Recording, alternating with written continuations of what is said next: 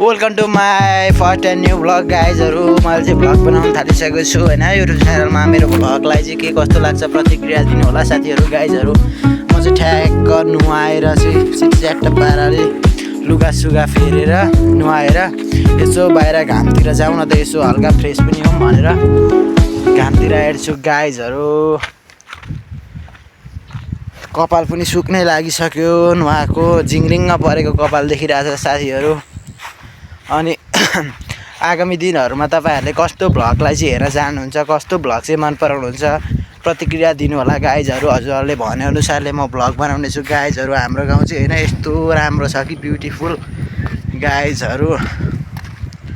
कुनै एडिट सेडिट छैन, आउँदैन एडिट गर्न पनि गाइजहरू। हाम्रो गाउँ चाहिँ यस्तो छ। अब हेरौँ बिस्तारै सिक्दै राम्रो बनाउने कोसिस गर्छु। हजुरहरूले माया गरिदिनु होला गाइजहरू।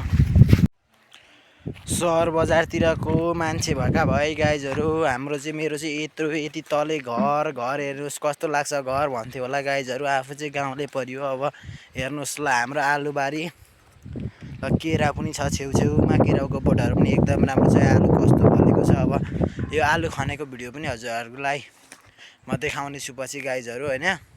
सबैजनाले हेरिदिनुहोस्। के भन्नु छ र मैले। फाइनल रूपमा यहाँ चाहिँ हाम्रो केराउका दानाहरू केराउ निकै राम्रै फलेको रहेछ गाइजहरू। केराउ चाहिँ